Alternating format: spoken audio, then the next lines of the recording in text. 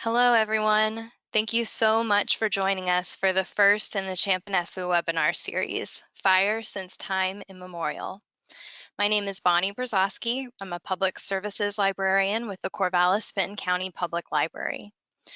Before we get started, I would just like to orient you to this virtual space that we are in this evening. We are using GoToWebinar. You should have a question mark or something similar that you can click on to ask us questions throughout the webinar. Please feel free to submit your questions throughout. We will do a question and answer at the end. And yeah, I think that should about cover it for everyone. So please submit your questions. To register for our 2 additional webinars in this series, which are coming up in November and December, I am going to put those in the chat right now so you can get registered. So those should just be coming through now. So I don't want to keep you waiting. We have a great presentation ahead. I'd like to introduce Dave Eckert. He is the program manager for the Mary's Peak group of the Sierra Club, and he is the amazing individual that has coordinated all of these groups and individuals and done so much to get this series going for us. We're really grateful to have him. Dave, would you like to join us? Yes, well, thank you, Bonnie. And let me bring up my slideshow here. And you tell me if you can see it when I bring it up. And here goes. Can you see it? Okay. Well, welcome to the 5th annual Champinefu Lecture and Webinar Series. As many of you know, Champinefu is the Kalapuya name for the area around the Marys River, particularly what is now named Corvallis in Philomath in Benton County, Oregon. And when I say Champinefu, I'm not pretending that I'm pronouncing it correctly. I'm sure I'm not, but that is the accepted spelling for it now. And we have been doing this for 5 years, and it's been a lot of fun for me, and I hope it has been for everyone else. So tonight, of course, we're going to be looking at fire since time immemorial. And this is an exciting series. This is our first one in the series. Our second one, which will be on November 10th, will be The Trees of Mary's Peak, The Stories They Tell. And we have a couple of really great speakers there. And then the third one of the series on December 8th is Oregon's Water, What Coyote Can Teach Us. So we're taking 3 very big issues. We're taking fire, we're taking forests, and water. So I want to make sure you understand that the Champinefu lecture series is here because of the Confederated Tribes of the Grand Run, who select the topics and the speakers. And this is quite an honor to be able to work with the Confederated Tribes of the Grand Run. The Mary's Peak group of the Sierra Club is local to the Champinefu area. And we met with David Harrelson of the Confederated Tribes of the Grand Run when there was a Lamprey Creek awakening. I believe that was in May of 2015, sorry, David, of 2015. And David came down for a blessing of the creek when the creek took on that official name. It previously didn't have a name, and then it was officially named by the USGS as Lamprey Creek, and David came down to Corvallis and gave the blessing and gave a presentation that I can say blew our socks off. It was, I think everybody's mouth was dropped. So we developed a great relationship, and we both negotiated, why don't we do a program to honor the Champinefu area and the Ampinefu people. So the Mary's Peak group was the initial co-sponsor on this program. The Spring Creek project stepped right up to the plate immediately. They're out of Oregon State University. It's a wonderful program that works with writers and artists, has this incredible cabin out on Shot Pouch Creek of Mary's Peak, and provides all these wonderful programs to encourage for ideas, nature, and the written word. And in fact, they are sponsoring a program about fire as a follow-on for this talk tonight. And so please look up the Spring Creek Project and find out about this project, especially if you're a writer or an artist. The Corvallis Sustainability Coalition is a new co-sponsor this year through the Community Inclusion Action Team for the coalition. And that came about. We had the coalition had an amazing legacy donation from Frances Stillwell, a renowned artist of the native plant communities in Oregon. And she wanted this, she's supported the past presentations and the series, but this year she wanted to leave a donation that would ensure that it would go on for years in the future. Thank you, Frances. Of course, the Corvallis Benton County Public Library is hosting this series. This is the first year for them hosting this one. They have hosted programs with the Sierra Club, the Mary's Peak group of the Sierra Club for years, and it's been a wonderful partnership and a great relationship. And they've offered to host this while we're virtual. And it looks like that'll be for a while now. So thank you very much, Bonnie, and the library. So let's look at the talk tonight. Our first speaker will be David Harrelson, the Cultural Resources Manager for the Confederated Tribes of the Grand Ronde, who I mentioned a few minutes ago.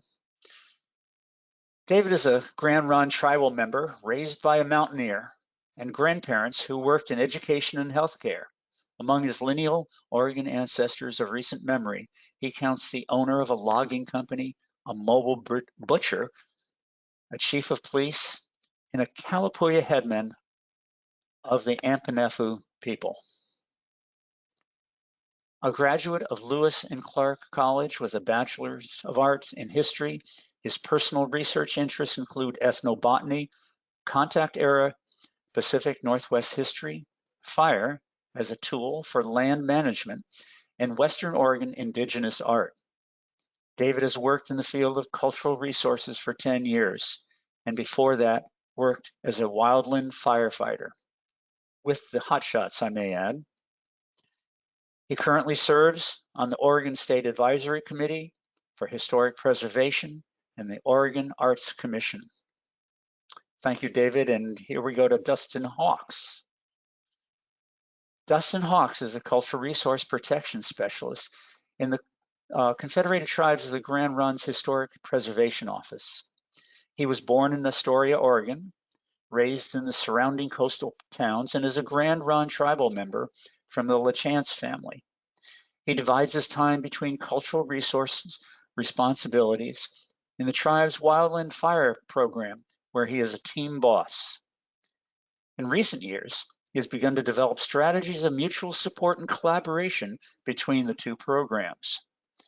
He has maintained an interest in understanding the integration of social actions, cultural identity, and resilience. And we look forward to your talk, Dustin. And the third speaker and the final speaker tonight is Amanda Rao, the Assistant Professor of Practice for the Willamette Valley Cascades Regional Fires and the Willamette Valley Cascades Regional Fire Specialist for Oregon State University Extension Service.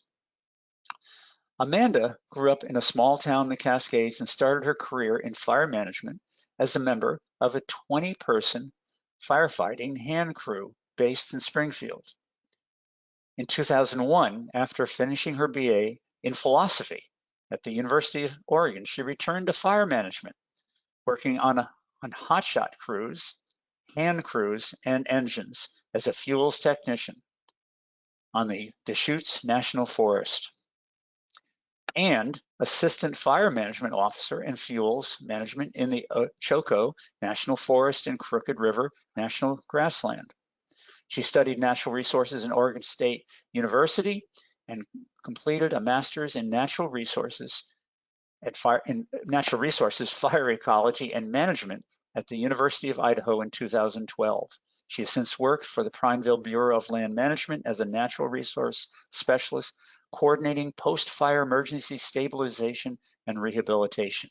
She is co-founder and chair of the Oregon Prescribed Fire Council and fire manager for the Nature Conservancy in Oregon and Washington. She joined Oregon State University's Forestry and Natural Resources and Extension Fire Program as a regional fire specialist serving the Willamette Valley, North Cascades in October 2020. So you have a great program with these three people right ahead for you. So I'm going to turn this over to David Harrelson, and thank you, David, and Dustin, and Amanda.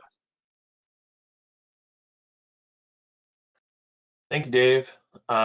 It's a real pleasure to be here, and I really want to thank our sponsors and you, Dave, personally, for being a partner in crime and collaborator and helping to make this series happen for now in its 5th year. Tonight, I would just want to share that this presentation is really the outcome of conversations with friends and colleagues about a need to provide perspective on fire through time for this place.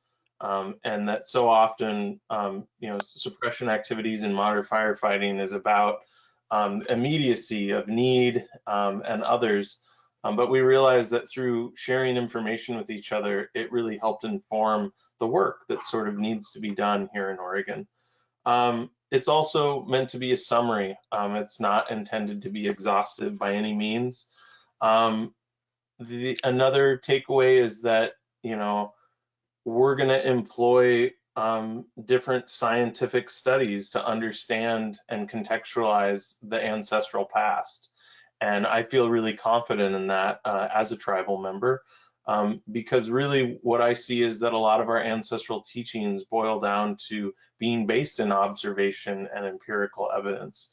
And so you're going to see kind of a blending of that, of looking at different scientific information within the context of a cultural world to understand things of like what was happening thousands of years ago and what were our ancestors doing in this place. I also want to share that, the info to be shared is with the intent that it's going to inform a better future. And it's not just for ourselves as Indigenous people in this place, myself and Dustin or the tribe, or people like Amanda who are working and doing work that benefits that perspective, but it's also for just everyone occupying our homelands. And that, it's really been a reality in the last few years with so much loss coming from catastrophic fire. And I think that there's a lot of lessons to be learned and value to be gained that can build resiliency within our system. So I want to just share that for a little bit of context. I'm going to share my screen now and move into our presentation slides. Let me get this situated. Great. So you received really great introductions about all three of us. Here we are again with kind of our job titles. I'm going to turn it over to each one of us just to say a little bit.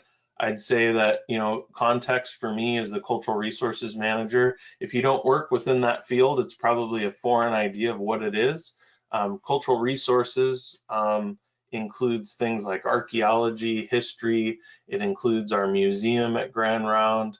And my background is actually in historic preservation. So working with government agencies on reviewing projects and ensuring that tribal resources, whether it be our gathering areas or our village sites, be protected. So that's kind of a little bit about what cultural resources is and gives you a taste of what I do on a day-to-day basis. I get the opportunity to lead and work with 22 staff in the Grand Round Tribe's Cultural Resources Department. Dustin?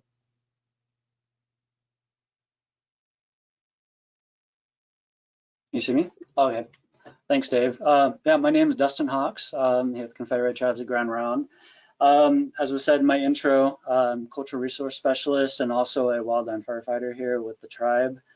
How I got to where I am today is I started as a seasonal firefighter here at the Grand Round Tribes, and after a few years of doing silviculture and wildland firefighting, I came over here to the Cultural Resource Department, where currently I do research for land acquisitions that the tribe is doing, and also utilize like technology such as GIS and drones in order to support project reviews that our team does here in historic preservation.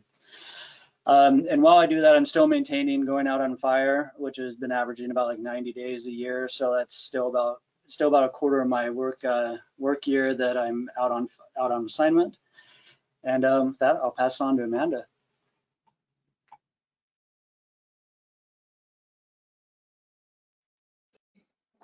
Thanks, Dustin. My name is Amanda Rao, and as you all know already, I work for Oregon State University Extension. Our fire program is in the Natural Resources program, the Forestry and Natural Resources program, and I focus most of my work and time in the Willamette Valley and in the Cascades. And I have the fortune of being able to work with communities and landowners and individuals to better understand wildfire and prescribed fire, to learn how we can live well with it and become more resilient in the face of a lot of what we would probably call unprecedented fire, although maybe it's not quite as unprecedented as we think, but pretty intense for recent history. And so I get to work with communities to learn about that kind of fire and understand it in this sort of more cultural and historical context. So I consistently bring this history and the work of the tribes into my education and outreach work to help communities and folks better understand that there are ways of living with fire and approaching it that we can learn from the tribes to better help us learn to live with fire. So a lot of my work has been focused on that. I've had the opportunity to spend a lot of my career working in operations, both in fire suppression and fire response, but more so in prescribed fire. And so I consider a lot of the work that I've been able to accomplish and be engaged with is really tending to the relationship with land through fire that people have the opportunity to have. And so this is a great opportunity to share more of that with you all, and I appreciate it. Thank you. Great, thank you. We thought that we'd just review a little bit of an outline so that people kind of knew what was coming for our presentation tonight. We roughly have 3 presentations that each of us are going to give. I'm going to talk about long time. Dustin's going to share with you near time, and Amanda is going to talk about present time. Before we get into that, we thought it'd be helpful to give some key terms and kind of context. So some of those are like ethnobotany. You'll hear that term a lot. It's the scientific study of the relationships between people and plants. Traditional ecological knowledge, sometimes abbreviated to TEK, is information held by indigenous people about place with respect to their environments. The other thing that might be distracting to some is the interchangeable use of words like Native American, Indian, Aboriginal, Indigenous. I assure you these all mean very different things, but depending on scholarship and depending on what we're talking about, it might sound like we use all of those words. I just really want the takeaway to be that if we're using those words, it probably just means people that are from this place from a really long time ago. Or it results to the teachings being kind of ancestral or Native American in origin. BPE is a term it's an acronym standing for Before Present Era. It's a way to measure dates into the past. And for that, it would be like a number before 1950. So if you're 3,000 years BPE, you're 3,000 years before the year 1950. Prescribed fire is a form of land management in which fire is intentionally applied to vegetation. Place-based burning is intentionally burning to create abundance and resiliency based upon historic and cultural burn actions in a given geography or a specific fuel type. So how do we get information about an indigenous fire chronology? Well, this is some of the sources that we look at. We have tribal elders, we have oral histories that have been collected through time. We're going to talk about examples of macro-botanical analysis. What this is if you think about like archaeology of the environment, you can actually go in and you can find seeds and other remains, phytoliths is what they're called as well, and you can actually identify what type of plant communities existed at a given level or depth in time. So there's a couple key indicators within the realm of archaeology and environmental dating that really help dating in the Pacific Northwest. And those are some major mountain eruptions that actually laid down layers of ash in certain periods of time. So like Mount Mazama's ash layer, and then other mountains as well throughout our region. And we can source that ash lens to know which deposit it came from. So it helps you date certain materials. And based on that information, most of all the environments looked different over time than the way they look today. And so you can tell that maybe there were more plants reflective of wetter, cooler environments or other conditions. So that's macro-botanical analysis. You also have pollen, which you can use, and charcoal cores.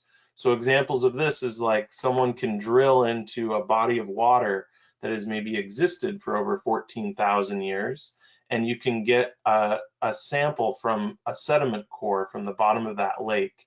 And when you analyze that, you can actually see a frequency of charcoal lenses, where maybe fires burned through an area, charcoal or dust settled on the pond or water body, and then it fell to the bottom of the lake and created a lens of charcoal showing that horizon. And that's one way that you can actually measure fire frequency into deep time. You have charcoal morphology. Depending on the intensity of a fire, whether it's a very hot or cooler fire, like the picture in the sources image above is a very cool fire, white smoke. You will actually have different shapes of the charcoal that gets left and deposited in archaeological sites or on the fringe of villages. And so there's some archaeologists that have actually analyzed and show how charcoal morphology and the shape of charcoal can actually indicate different levels of fire intensity. Archaeological studies are also very helpful to understand, distribution of obsidian, different concentrations of resource extraction or utilization, population size and number based on village sizes. All these things, as you'll find, actually have a relationship to some of the activities that are going on with fire through time here in Western Oregon. Also, dendrochronology. You have to have a tree that's as old, but you can actually measure and see where there may be fire scars within a tree ring of a tree, where you drill into the tree and then you count rings within the tree back to where you see a charcoal scar, and it can show you fire return intervals. And then also cartographic resources. You heard Dustin talk a little bit about drones and different scanning, but we very actively use different mapping, both old mapping and new mapping softwares and technologies to help us understand, like, is meadow persistence a result of active fire, or is meadow persistence a result of soil type or aspect and exposure to sun, et cetera, et cetera. So these are some of the sources and ways for us to understand fire. But it all begins with owl. And so to understand from a tribal perspective, fire, you have to start with owl. And why you have to start with owl, and I should say that this panel here is actually in the entryway of Chichalu Museum and Cultural Center. It's an owl panel. And Chichalu means the place of the burnt timbers. And that's because that was the Kalapuya name for the Valley of Grand Round before it was named Grand Round by settlers. You have to begin with owl. And the other preface that I should say, we're going to do just a touch of storytelling. And it's a little bit of an introduction. We've had a light frost here where I am, so I guess I'm within custom. You know, we only really tell traditional stories from the time of the first frost until the frogs make their noise in the spring. But the story of Owl happened in the earliest of times when Coyote brought all of the plants and the animals together and informed them that people were on their way, and that each of the plants and animals needed to come forward with a gift that they were to provide to the people. And so salmon came forward and offered themselves as food, deer came forward and did the same, and so on. And the different animals had done this. But as time went on, Coyote noticed that there was one animal that had not provided a gift, and in fact was nowhere to be seen. And so Coyote sent Eagle off to go find Owl and see what Owl's gift to the people would be.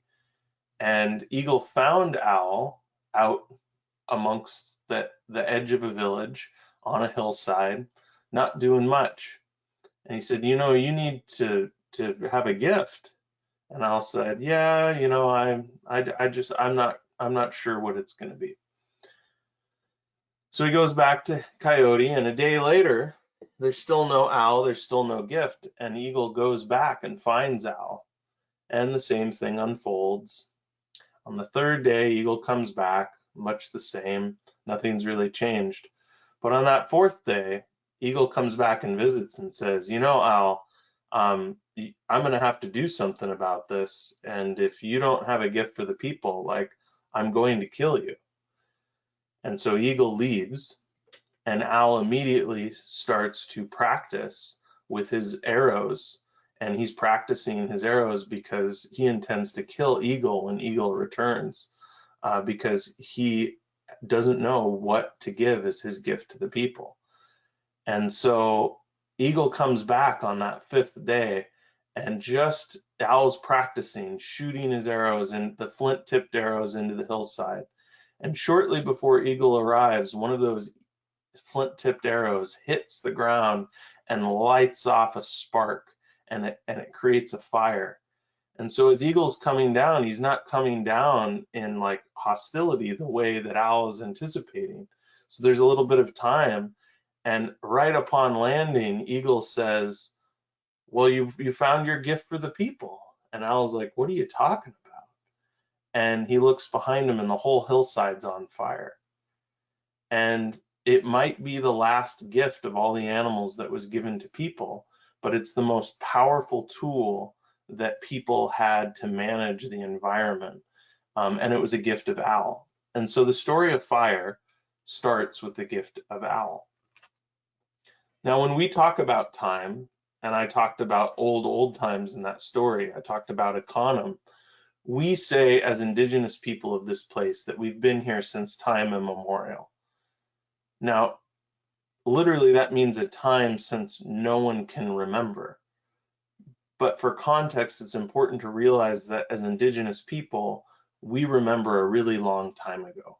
In fact, we have stories and memories that have been passed down generation to generation, well over 500 generations of time, about the Missoula floods, the flooding of the Willamette Valley, where different areas of the valley was actually covered in over 400 feet of water. So before you, this image is actually in Chichalu Museum and Cultural Center. It's a whole wall-sized mural showing what the Willamette Valley would look like under 400 feet of water. On the upper left, you have Mount Hood. Below that, you have Jefferson, about midway, and Three Sisters on the right, upper right. In the very center, you have the Salem Hills that looks like an island, and off to the left, you have the Eola Hills. So somewhere under all that is the majority of the towns of Salem and Kaiser, Portland, the entire Willamette Valley is underwater. Well, we remember those times, and the accounts of our stories actually match as well as geologists can understand about the rate of flow and about how all this water gushed from a broken ice dam near Missoula, Montana, scouring eastern Washington and depositing large sums of water and very rich soil into the Willamette Valley. So when we talk about being here since time immemorial, we're talking about a really long time. And for us, that time in context of fire begins with Owl.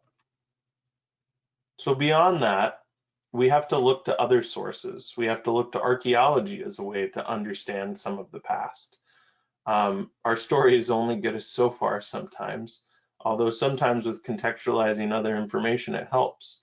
So an important time marker within Western Oregon is 7,500 years ago. Around 7,500 years ago, there's evidence about Camas ovens beginning to appear. There's evidence of regional trade networks. This is actually an image of obsidian cliffs in the Oregon Cascades and actually different places that it went. In one case, as far as Vancouver Island, but you have people moving, and it's assumed that there's a certain abundance that's going on of different foods or different resources that's allowing for these regional trade networks to develop. The next kind of temporal time marker that's of note within this kind of deep old history is around 3,000 years ago, referred to as the late Holocene. Within this time period, there's been different research that's been done. To understand the Holocene was typically like a drier, warmer climate. And around 3,000 years ago, the climate in the Willamette Valley became cooler and wetter. And under those conditions, you'd expect the frequency of fires, meaning how often fires occur, to actually decrease and the intensity to increase. But what's really odd and has been found by work and scholarly work like that done by Megan Walsh and others is that around 3,000 years ago, the inverse of what would be expected based on the climate and that changing at that period of time happens. And what occurs is actually the frequency of fires increases and the intensity decreases. And at the same time, archaeologically, the number of village sites expands dramatically, the size and the population utilizing village sites expands, and it moves from like more ephemeral short-term occupation archaeology sites to like full-blown villages that are essentially occurring. At the same time that frequency of fires increases and intensity decreases, which is the opposite of what's to be expected. And I think that that's one thing that we can really track when we look at Camas oven size and Camas population increasing. Camas is a beautiful blue flower that most of us know it by, but it's also one of the primary foodstuffs of the Kalapuya people. And it's a starchy, edible bulb that can be harvested and eaten. And so it's during this time that fire seems to have this relationship with population growth and sort of a way that early settlers completely didn't acknowledge as agriculture, but was definitely a manipulation of the land to create abundance that allowed increase in population. Another really important thing to consider that I often don't hear people working in the fire world think about and contextualize is that oftentimes people think that disease didn't start to happen from European diseases until contact, and contact is like considered about 1790 in Oregon. Some of the first European contact is occurring in 1790. There's some earlier accounts of intermittent like shipwrecks of Spanish galleons and others, but pretty like more consistent contact from Europeans doesn't happen until 1790. But what's odd, and there's some of this in the archaeological record, is that you can see dramatic population decline as early as 1500. And this book is really helpful for understanding the implications of potential landscape management change from 1500 to 1800. And it's called The Vectors of Death. And essentially it tracks and shows how disease continued out in front of European exploration, because tribal peoples and indigenous people of North America traded with one another. And so there was exchange, trade down the line is the concept. So even if one person isn't traveling all the way from Florida to Oregon, people who are in Florida interact with people in the Midwest. Those people in the Midwest interact with people maybe in California. People in California interact with people in Oregon. And as early as 1500, you have whole villages completely decimated in the Gulf of Mexico as Spanish explorers come through, even though there hasn't been any direct contact with Europeans. And so this rough hypothesis essentially shows how disease was introduced far earlier. Now, the scholarship is not as rich to basically establish this from 1500 to 1700. There is a really good book called The Spirit of Pestilence. I shouldn't say good. There's a thorough scholarly work about population loss associated with contact here in the Pacific Northwest. It's called The Spirit of Pestilence. It's by Bob Boyd, and it tracks more from that 1740, 1750 to 1850. And during that time, it shows more than a 90% population loss of all the people between those years.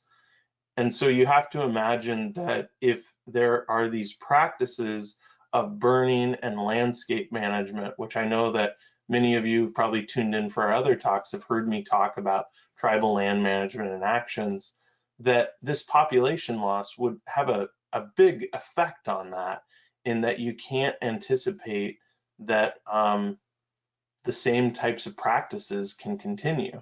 And so I think it's very valuable for fire managers when we're thinking about return intervals and other, to really think that really indigenous fire management practices were likely disrupted in the Pacific Northwest as early as 1500.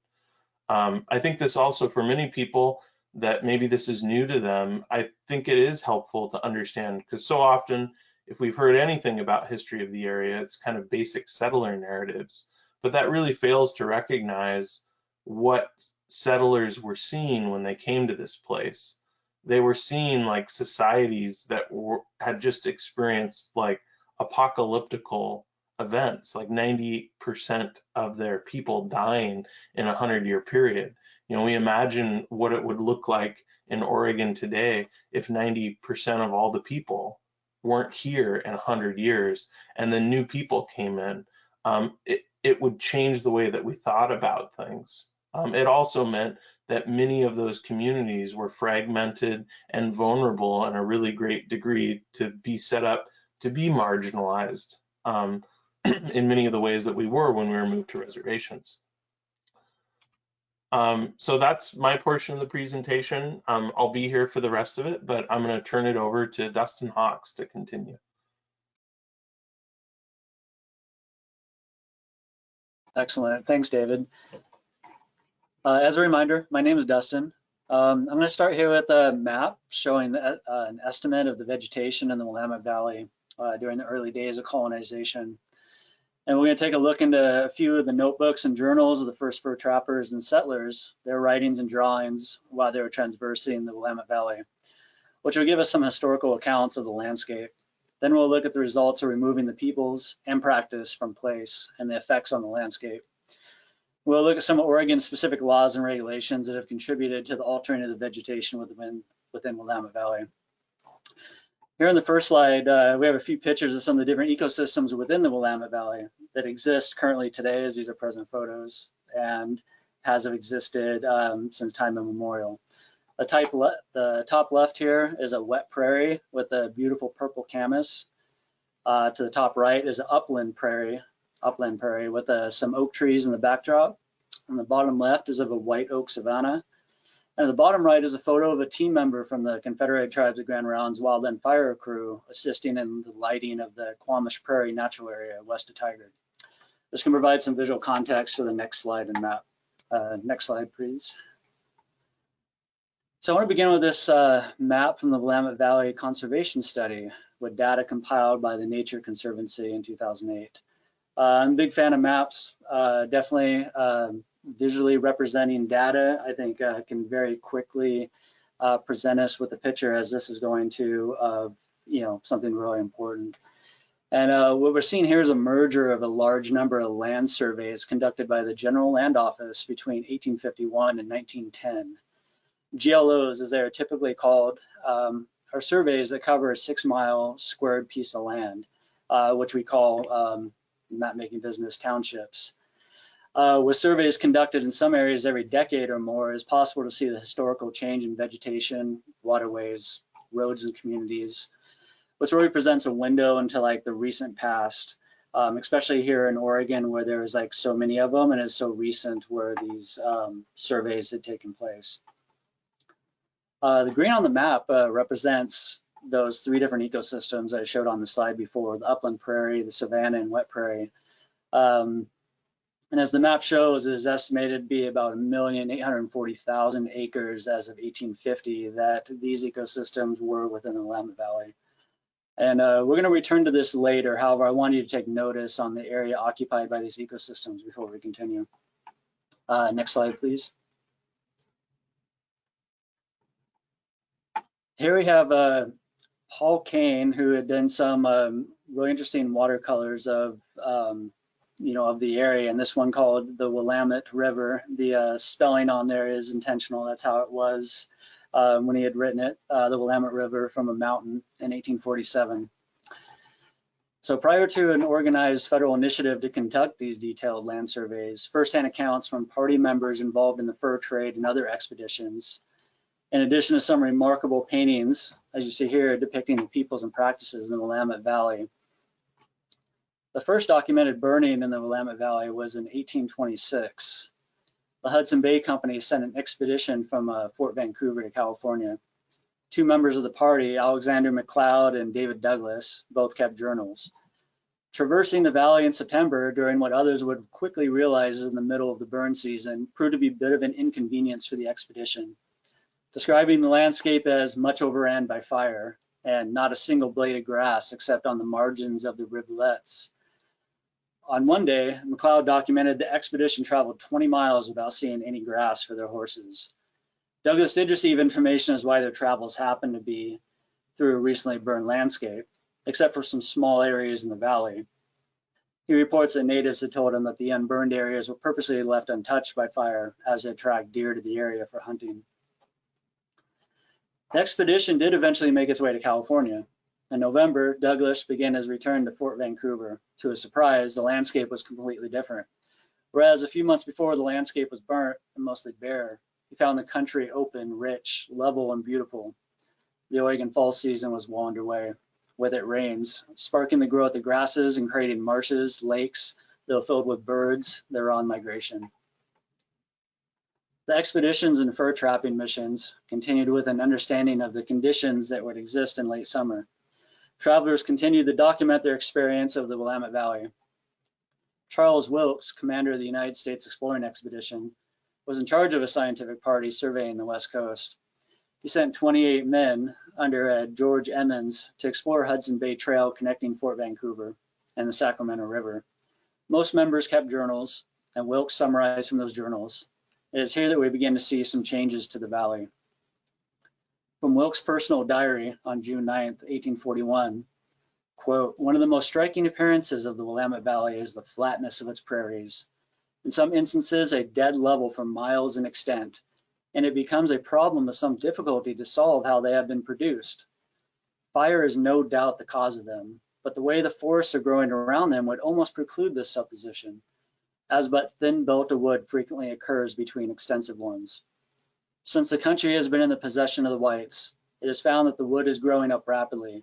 They stop having put to the fires extensively lighted throughout the country every year by the Indians." Next slide, please. The journals from this expedition and others provide a great deal of insight about the conditions within the Willamette Valley and its inhabitants. And as we just mentioned there, we saw in the previous quote is already perhaps a lessening of like fire on the landscape was already being recognized, that there was more woods that was coming into the prairies. And as we see some of the other GLOs, as I had mentioned before, as you can look on those, you can see the enclosures begin to happen with the absence of fire. But within these journals, quite often, as you hear complaints about travel disruptions because of the fire, the smoke, the lack of feed for horses, and also theories about why these folks believe the natives were starting the fires. Wilkes already suspected that the arrangement of vegetation was because of fire. Other connections of fire with the use of hunting, attracting game, procuring food, etc. And next slide, please.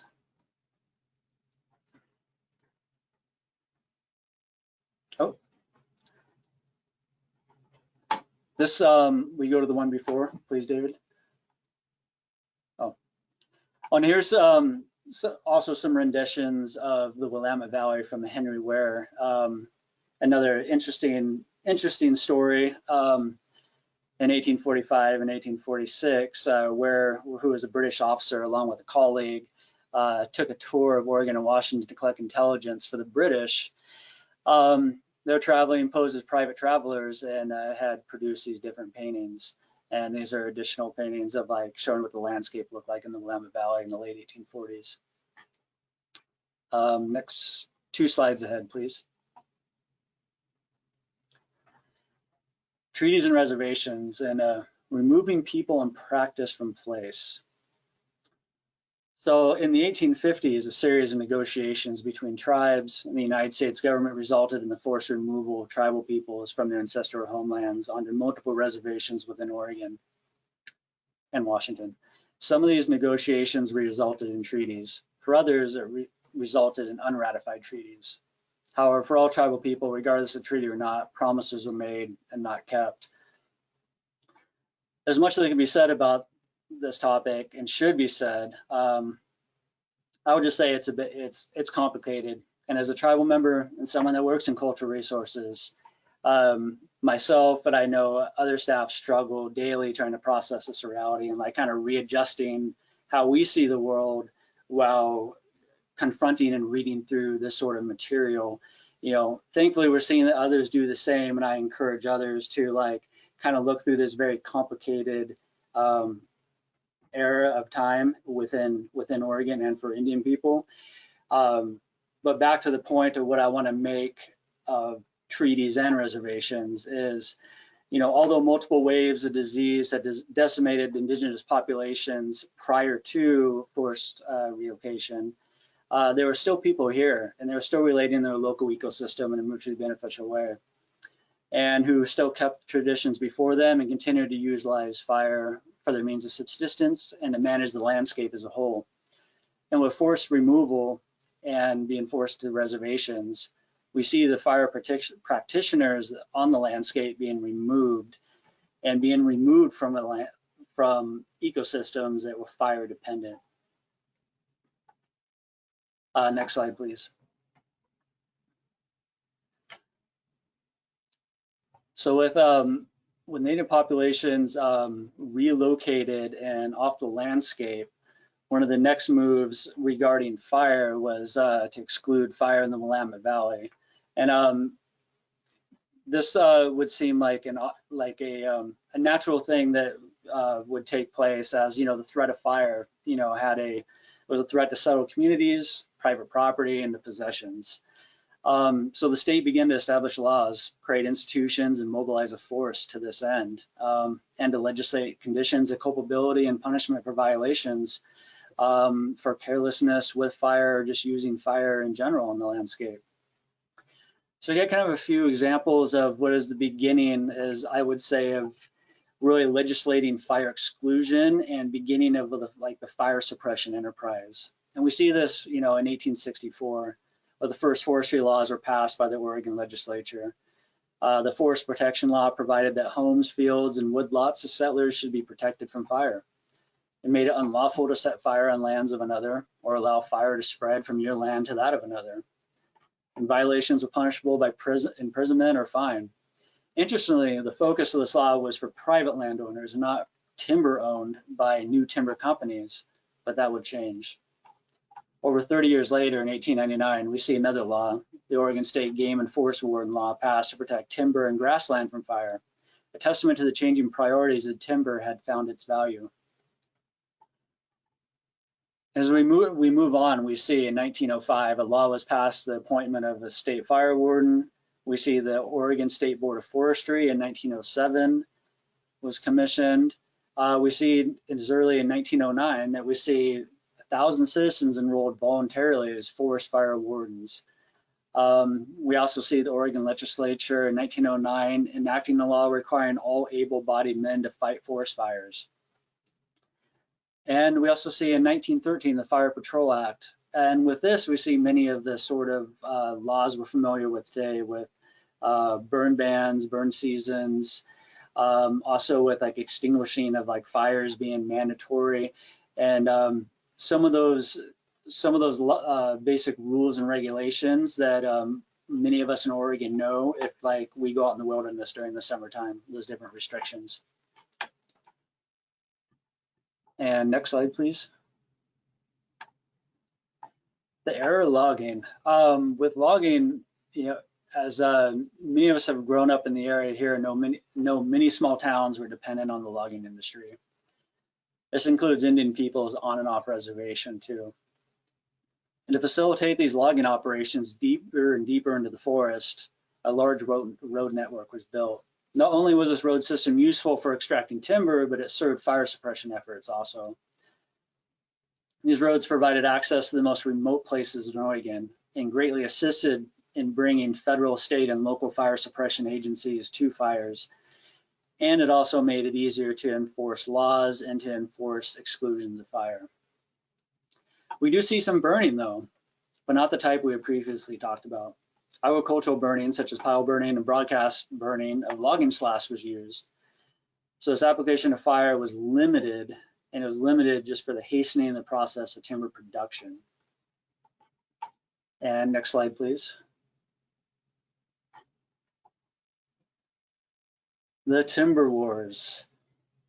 This was something that we had some discussion about how we were going to approach this, and I'm going to lean a little bit on David, and if Amanda wants to step in on some notes on this.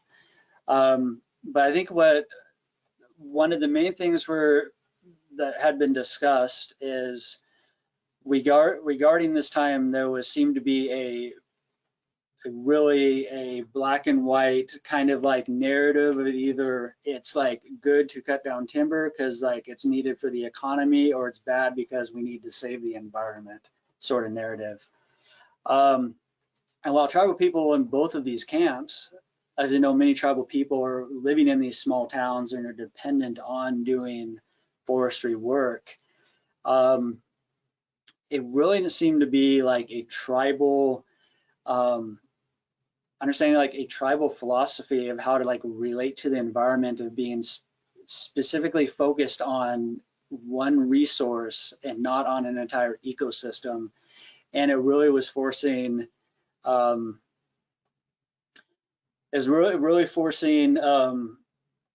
go ahead and actually I want to pass that on to Dave if you want to finish that. Got a little stunted there.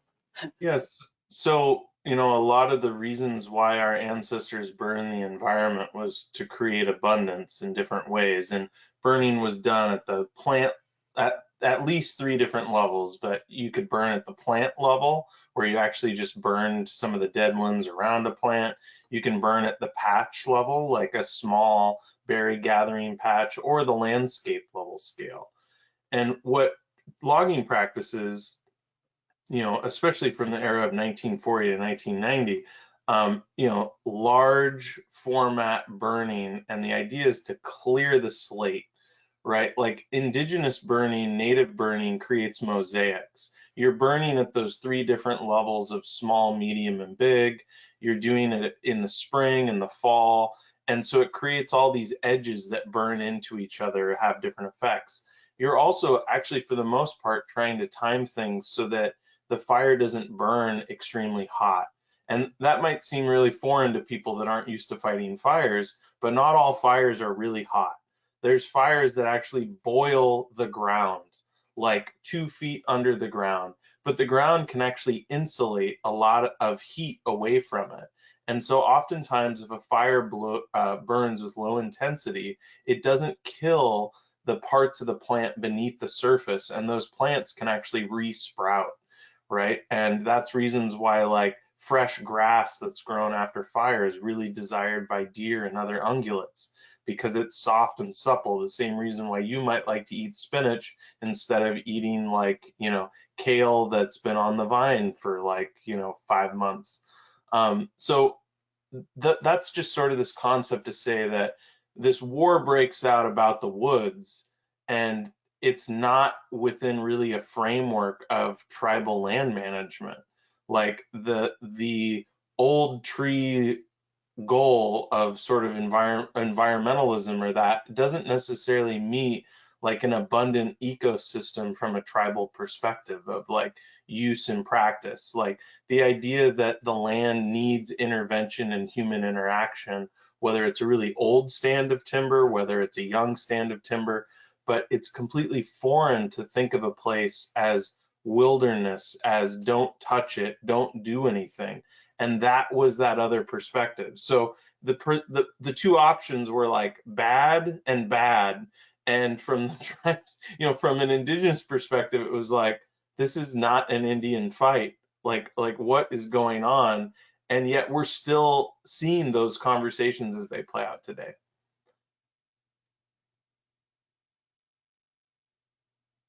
I took way more than the time, but that's a cool idea. It's interesting, and I don't think people give it thought. Did you have anything else you want to add before we turn it over to Amanda for her section, Dustin? Oh, just go ahead and we go to the next slide.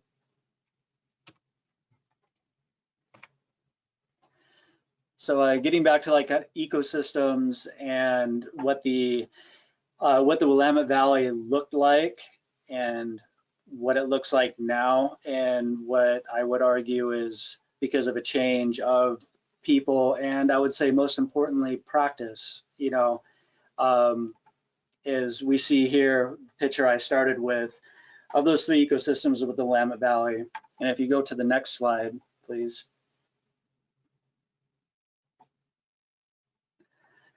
We see as of 2008, we see what you can barely even pick out, the little parts of green that are on here that are of those ecosystems that still survive today. And in fact, it's about a 97% decrease.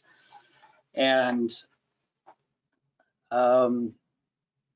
yeah, that is significantly a lot. And one of the things that, you know, we are advocating for is there's a possibility to regain some of that ecosystem and to bring it back, and it is by bringing back fire and bringing back, you know, a certain application of it back to the landscape. And with that, I'm going to pass it on to Amanda.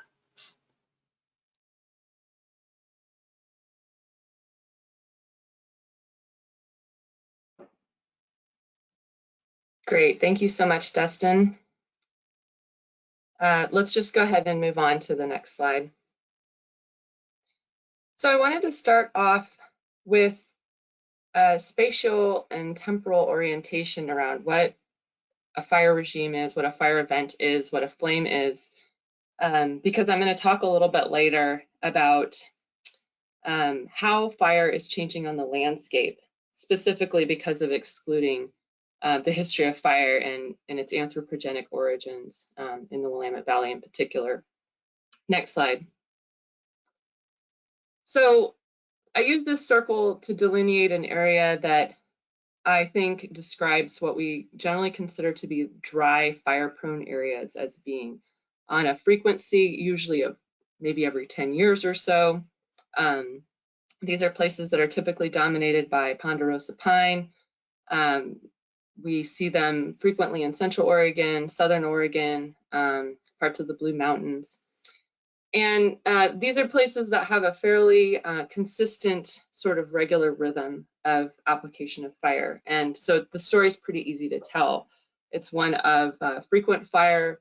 A lot of it's from lightning ignitions, although the lightning and anthropogenic fire ignitions are enmeshed enough that at times you really can't say which way it would go. But it tends to be isolated more into that time frame of years and decades. Next slide. But when you start looking at Western Oregon, you see such a different picture. If I were to show you a map of all the different fire frequencies and fire regimes, you'd see a range from every year to every 1,000 years. So we typically do not talk about that full range, however. Usually the story about Western Oregon is one of, we never see fire until an historic wind event like we saw last Labor Day, not this past Labor Day, but the Labor Day of 2020, producing the fires that we experienced in Western Oregon at that time. But the story is really one that's a mixture of what you just heard from Dustin and David and these sort of longer term super fire regimes, if you will, or fire regimes that are occupying these longer spatial and temporal scales. Next slide. So when we look at shorter term, because my section really here is focusing on the last 20 years, the 21st century. It's basically the time during which my fire career has spanned. And, you know, when I started, it was right after 2000. And I actually started in 1999, but when I committed to a fire career, it was right after 2000.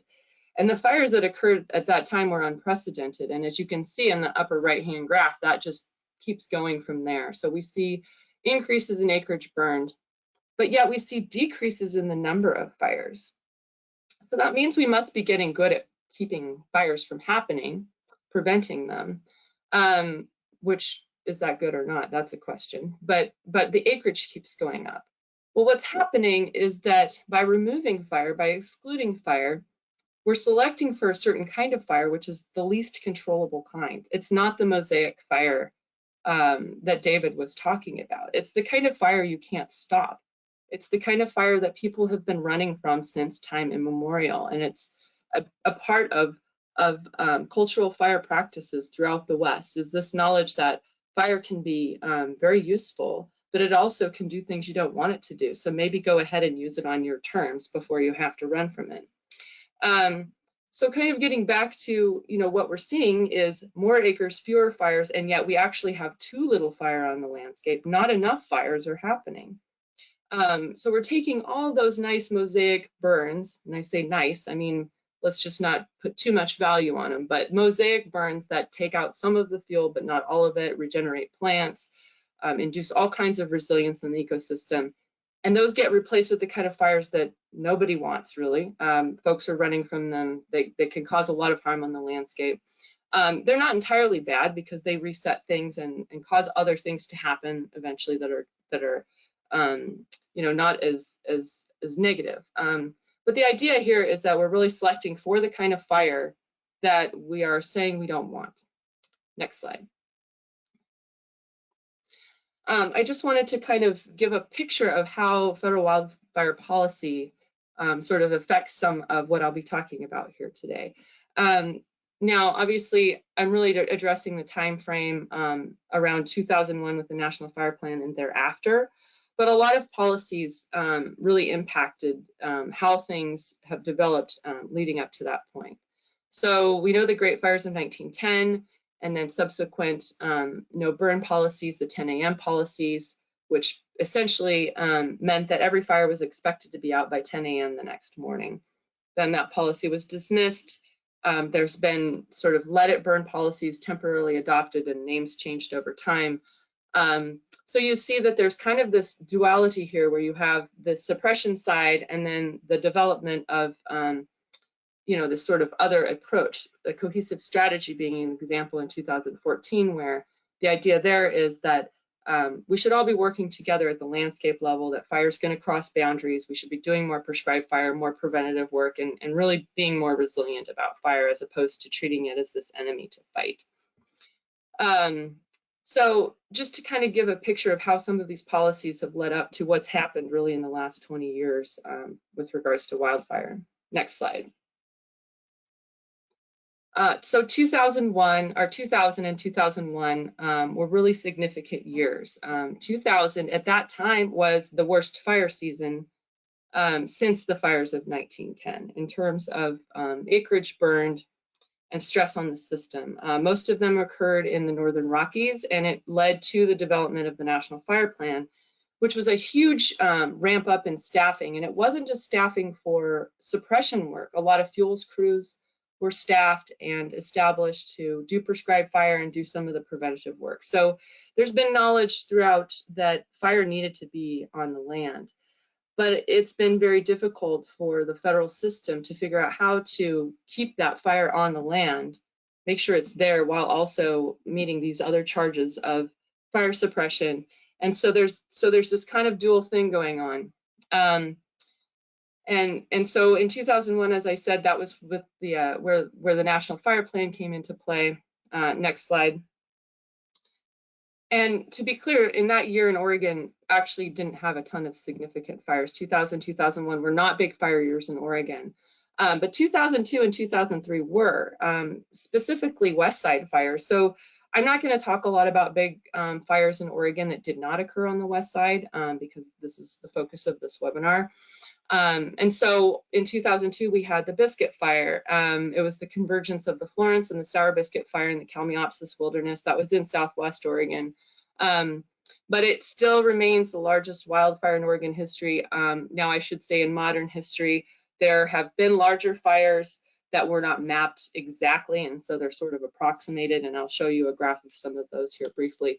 But another year that really seemed unprecedented that eventually has become more of a commonplace thing here in Western Oregon. Next slide.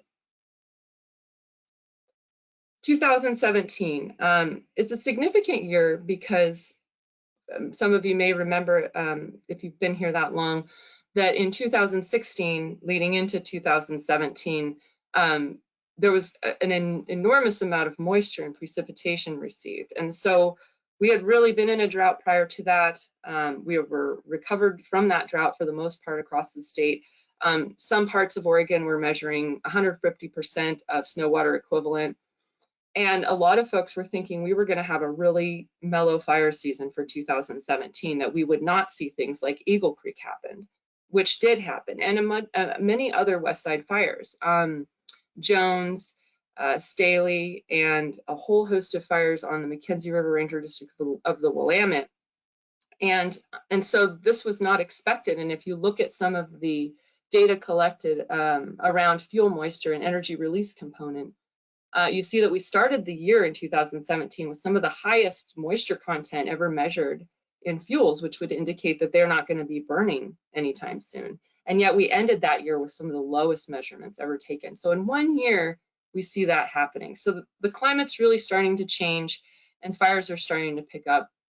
And then in 2018, we actually didn't see what you would expect, which would be that same kind of fire. Instead, we actually had a relatively mellow year, all things considered. Next slide.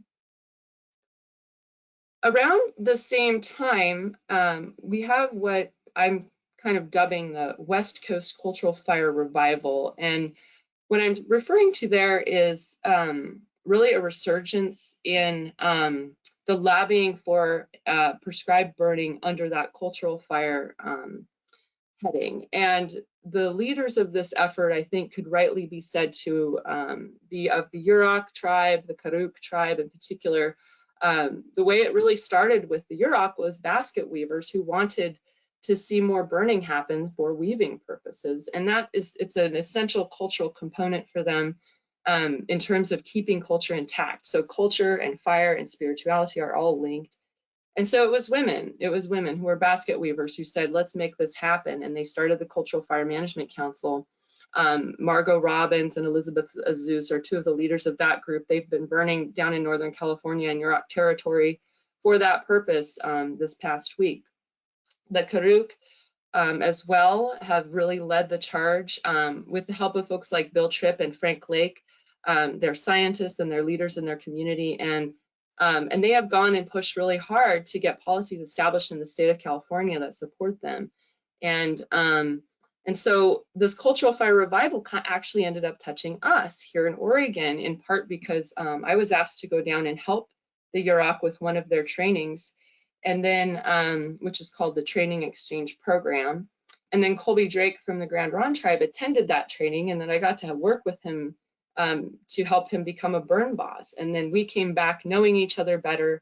Our relationship then carried on into burning in the Willamette Valley together on their ancestral territories.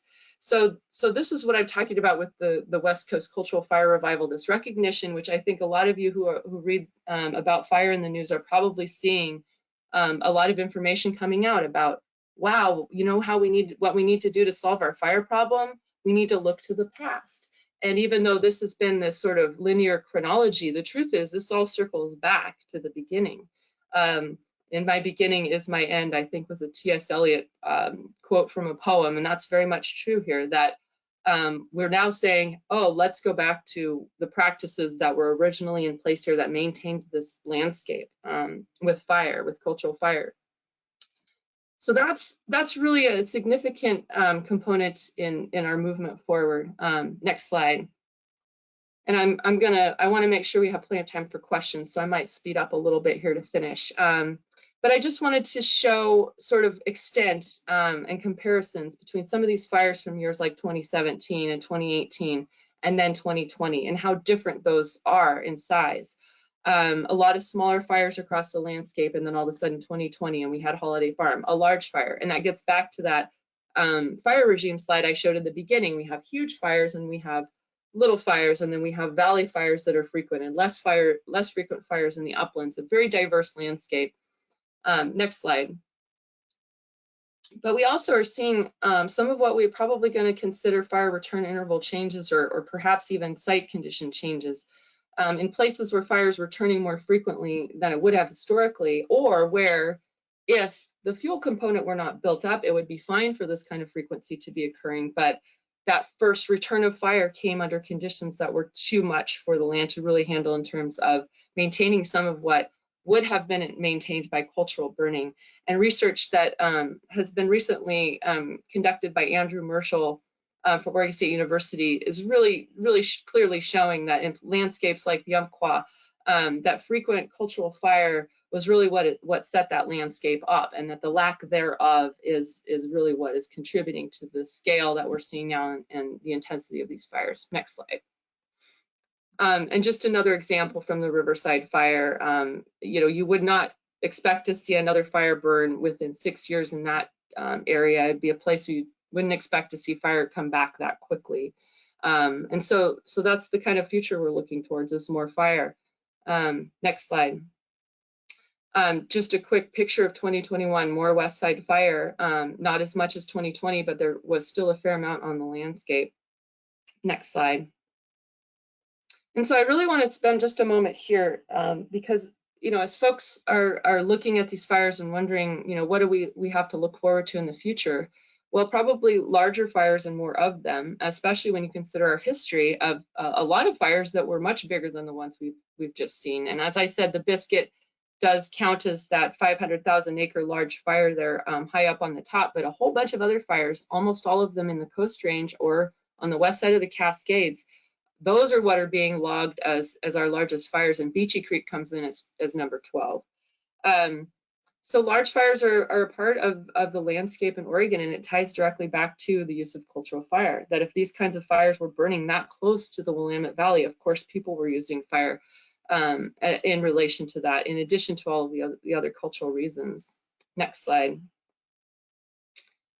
But there's hope, and I think it's important to remember some of the words that Dustin and David have both mentioned about, that this Indigenous-inspired history and fire on the land is something that we can all share. And when you look at where acres burned annually start to increase, and you start to relate that to partnerships, and especially Grand Ronde Tribe, really being a wonderful partner in getting prescribed fire done on the landscape. I've spent many years burning in the Willamette Valley as the burn boss and fire manager for the Nature Conservancy, and our most consistent partners have been the Grand Ronde tribe.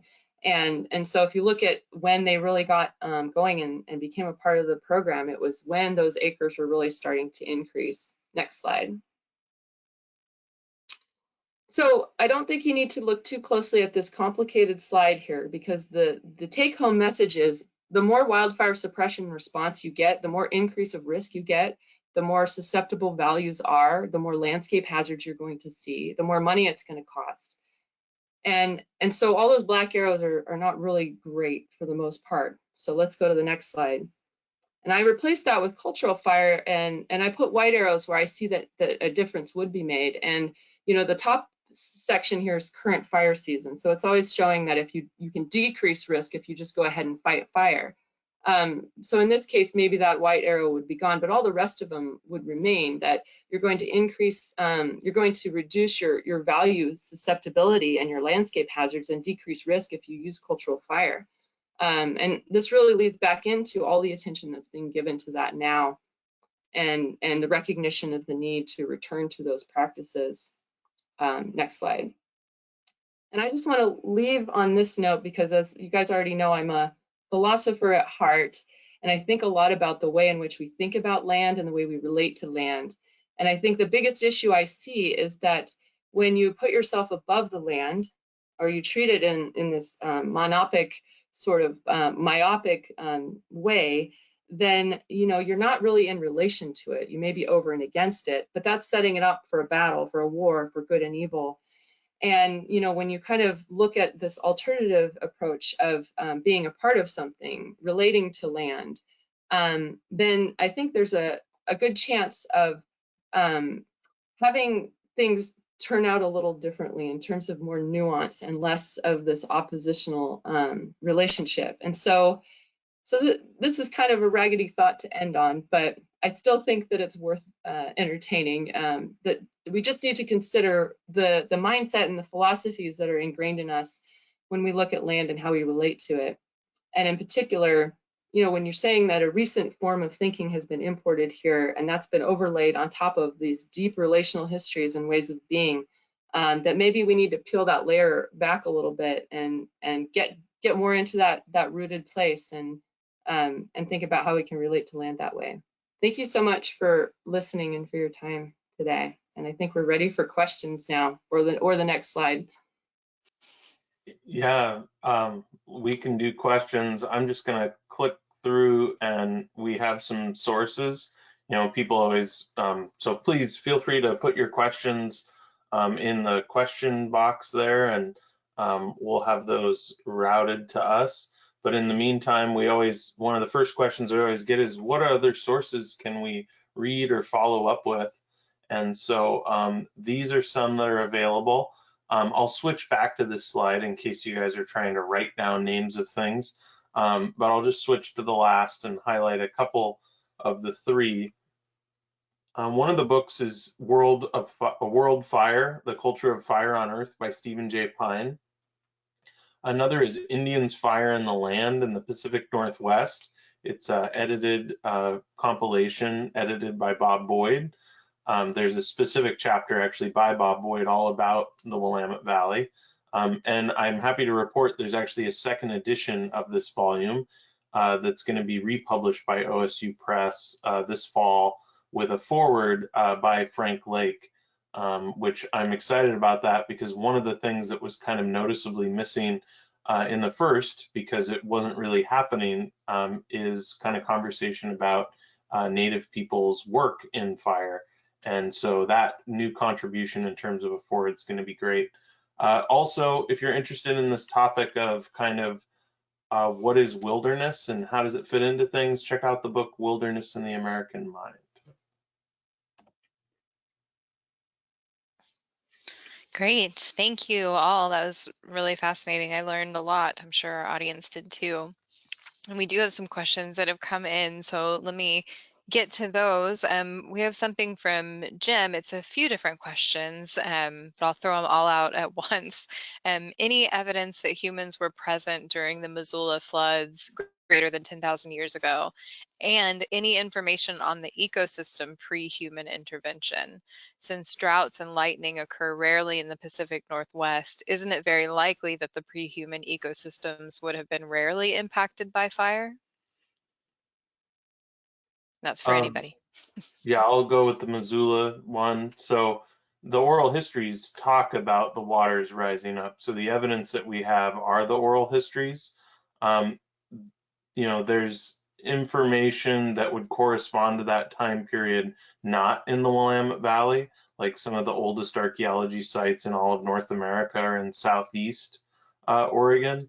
But we don't have archaeological evidence really older than 9,000 years in the Willamette Valley, and a big part of that is sedimentation, which things are very deep because of both aeolian air deposit sedimentation and other types of sedimentation.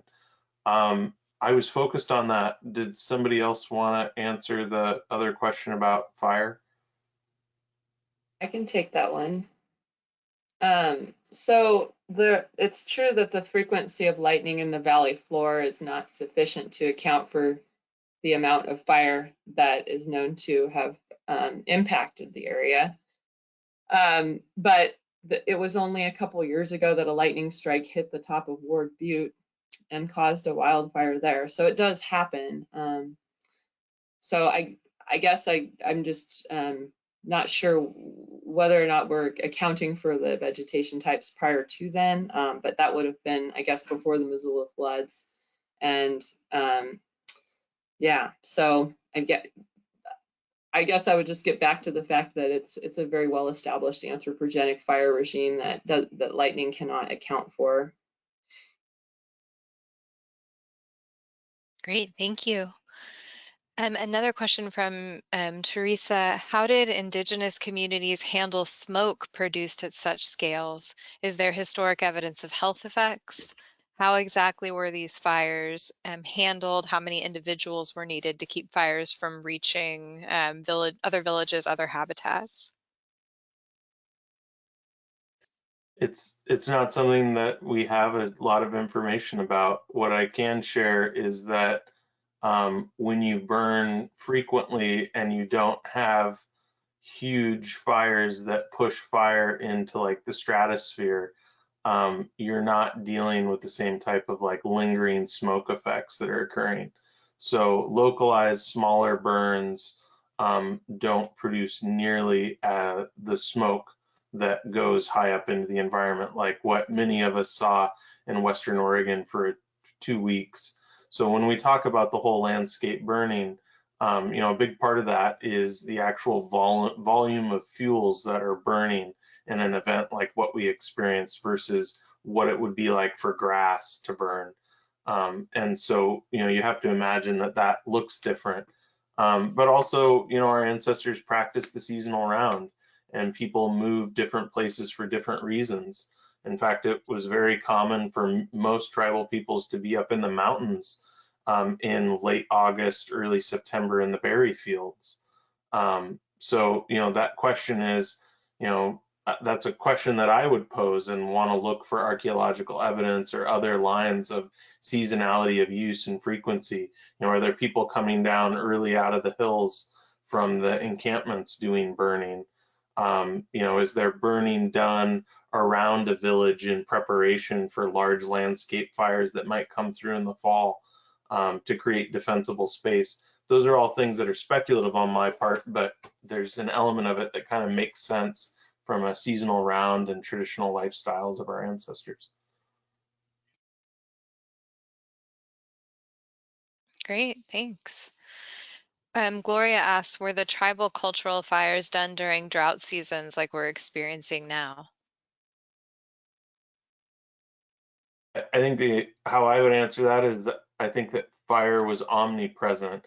It's just a matter of at what scale, right? And I think that that understanding of what fire managers today know as relative humidity and how grass, won't burn, like live grass won't burn very well unless you're below 30% relative humidity, right? Like that's a factor of like a scientific fire management understanding today, but there's every reason to believe that our ancestors understood that as well.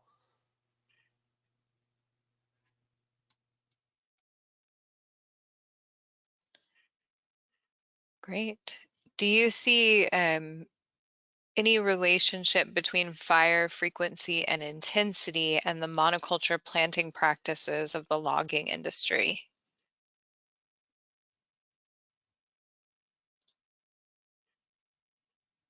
I can share something that, like, the Grand Round tribe engages in logging ourselves. We have around 10,000 acres that are managed in that way. A part of our stand management is that we have plots that are between 35 to 50 acres. We don't manage in larger areas than that, and so inherently it creates more of a mosaic environment, even with something that looks more like the way that a lot of timberlands are managed. We do have longer cut cycles and other kind of considerations, but it depends on how it's managed, right? It depends on if that timber company is going in and doing commercial thinning and leaving an open understory. I think that one thing that is almost asinine and crazy is that a lot of the timber industry will do broadcast burning to clear all the slash after a full cut harvest. And in the Coast Range, 30% or more of our understory is hazel, and hazel is stimulated by fire. And so when you do that, you do a broadcast burn and burn everything, the hazel responds vigorously right at the time that all the people are planting their seedlings. And then the hazel outcompetes the fir, so then they either have to pay people to go in and cut the hazel down in release work to keep the fir from being outcompeted, or they have to spray, horrible chemicals all over it in order to kill the leaf material. And a part of it's created because they burned at the wrong time, right? So we have new inputs, we have new desired outcomes, but like a cultural teaching that could help people is like, hey, did you realize when you actually burn that hazel, it makes your job harder? Like maybe you should do some pile burning instead of broadcast burning in this unit, because there's a lot of hazel. And if there's any foresters on the call, you may appreciate that, because you can make your job harder by kind of working against what the system wants to do.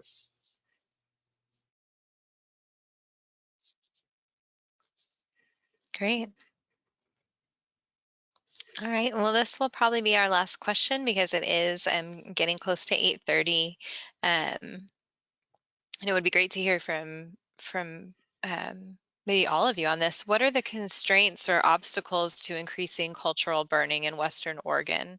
Is it the federal or state agencies? Which would be the best priority to target efforts to change policies? I'll go real short because I've been talking too much, but I will just say I think it's public awareness and support. People fear fire and they're very concerned for smoke. I would say it's a lack of imagination and also just the accepting that the red tape is there. And I mean, acknowledging that it exists is just a step towards finding a way to circumnavigate it, or get around it, get over it, or whatnot. And I think, at least what I've experienced, is quite a few people is like, well, it says we can't do this, or there's this many obstacles, so let's just stay the course. And obviously staying the course is not helping. So we need to identify what the red tape is and find ways around it. I guess I'll just add that I agree completely with what Dustin said. I do think that we're starting to see this overlap between prescribed fire season and wildfire season that makes resource availability somewhat of an issue.